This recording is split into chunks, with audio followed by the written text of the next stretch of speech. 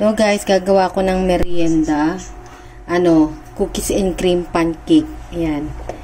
Kailangan natin muna ng isang biskwit. Kahit anong biskwit. Ito lang kasi yung meron kami.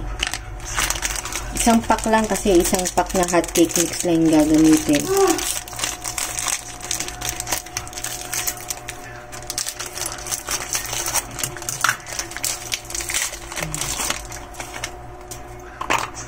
Ito yung binili ko, orange flavor na ano.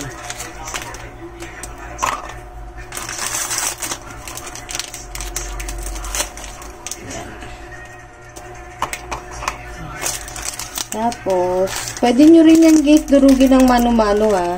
Kung wala kayong ganito. Pero ito guys, nabili namin to sa Shopee, mura lang. 100 plus lang. Tapos, chargeable.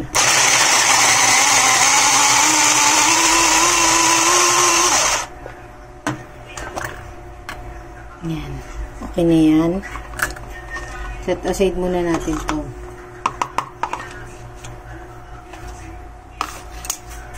Tapos guys, ang gagamitin ko, ito yung Little Baker's Hot Cake Mix. Nabili to sa Dali. Mura lang siya. Mas mura siya sa SM Bonus na pancake mix. Ayan. Saka natikman ko na to, masarap siya. Tapos, tingnan nyo lang yung ingredients sa likod ko, ano yung mga kailangan. Ito, kailangan ng isang egg.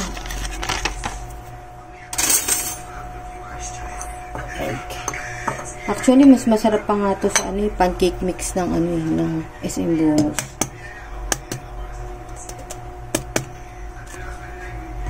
Yan, isang egg. Tapos, kailangan natin ng 2 tablespoon na oil. 2 tablespoon na oil.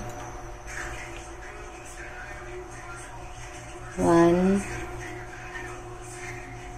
2.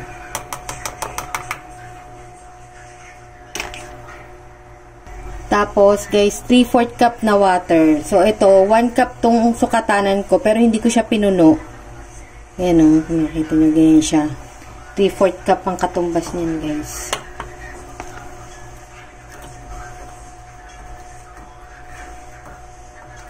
Kasi wala ako yung eksaktong 3/4 cup na measuring cup.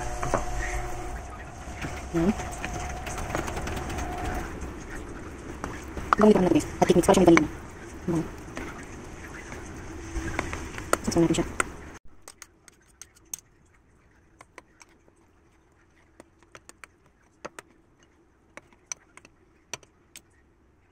Lalagay pa ako ng biskwit.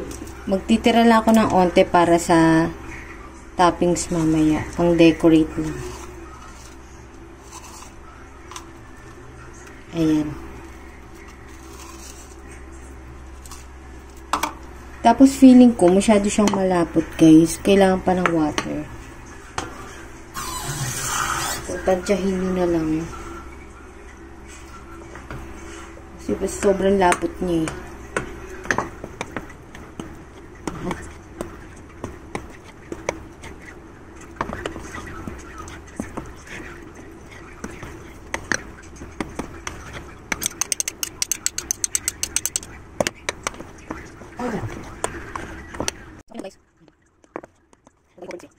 Ayan.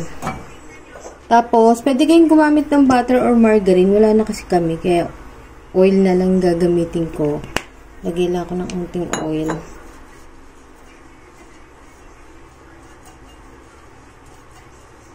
Painitin lang natin siya. Pagpasensyahan nyo na yung humihikab. Ayan. Hintayin lang natin siyang uminit.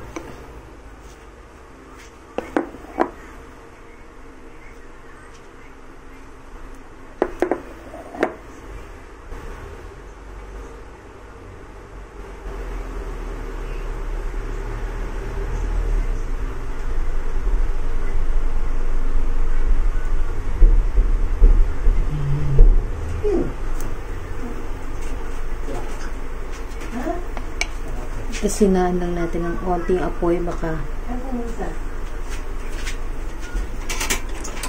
syempre, tatakpan lang natin. Hanggang sa magbutas-butas siya. Yan. Tapos,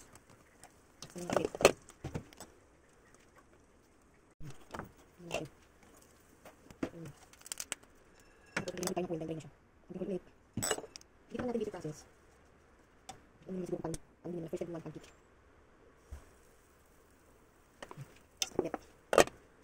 So, masyado mga siya kapoy para hindi sunod agad. Hindi mapwersa. Hintayin natin siya ulit na mag-butas-butas. Yan. Okay, yung ibabaw.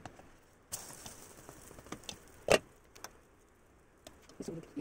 Hindi kasi siya nakita guys yung butas-butas niya gawa ng biscuit. Yung biscuit, hindi siya nakita. Kasi pag nakita nyo naman na may dry yung ibabaw niya.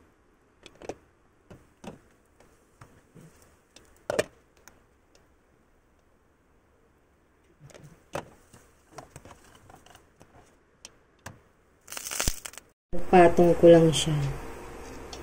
Tapos maglalagay lang tayo ng pang decoration dito na cookies and cream sa ibabaw. Kasi yung isa atat na kumain. Maglagay lang tayo dito pang design. Yan siya guys, finished product. Picturean ko lang at atat na yung isang kumain. Masarap ba? Kay mother, ayan. Tikman mo na. Wrap.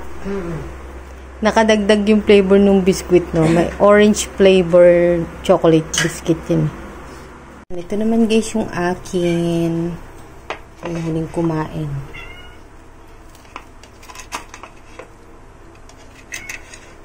Yung isa na sobra, hiningi ni father. Ayan siya guys.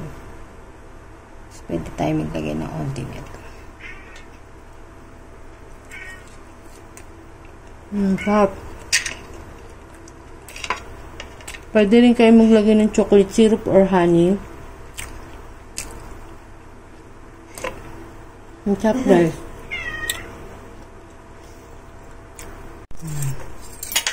Masarap yung mga portion na ganito ng mga toasted.